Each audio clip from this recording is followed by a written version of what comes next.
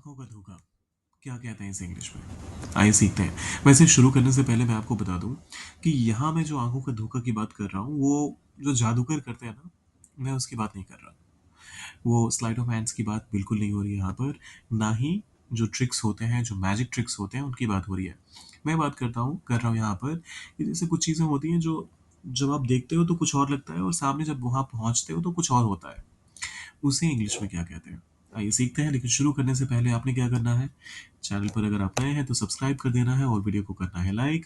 Comment में क्या लिखना है वो मैं थोड़ी देर में बताता हूँ। देखिए, आंखों का धोखा के लिए फिर से ध्यान दीजिएगा, जो लिटरली आंखों का धोखा हो।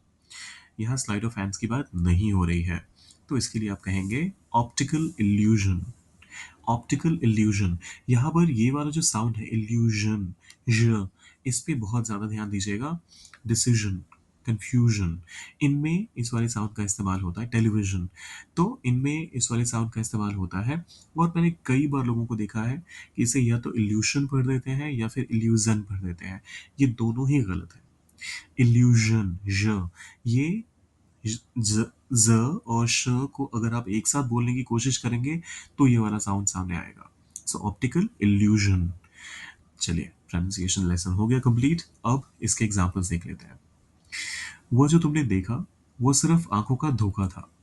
What you saw, वो जो तुमने देखा, what you saw was just an optical illusion. सिर्फ के लिए मैंने जस्ट का यहाँ पर इस्तेमाल किया था। आप चाहें तो ओनली का भी इस्तेमाल कर सकते हैं। What you saw was only an optical illusion, वो भी करेक्ट है। So what you saw was just an optical illusion या फिर what you saw was only an optical illusion।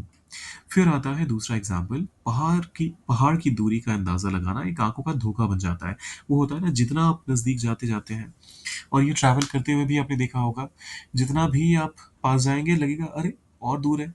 फिर एक पर्टिकुलर डेस्टिनेशन पर पहुंचेंगे जहां से आपको लगता है कि नहीं, अब यहाँ से तो बिल्कुल पास होगा, लेकिन नहीं, वहां से भी काफी दूरी होती है।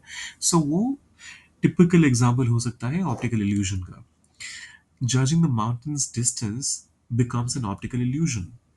जजिंग, अंदाजा लगाना। Judging the mountains distance, mountain से आपकी जो दूरी है, तो mountains distance becomes N optical illusion. तीसरा स्टेटमेंट कहता है कई बार हम जो देखते हैं वो आंखों का धोखा होता है। Many times what we see is an optical illusion. Many times what we see is an optical illusion. अब ये लास्ट वाला आपके लिए है। क्या ये सच था या सिर्फ आंखों का धोखा?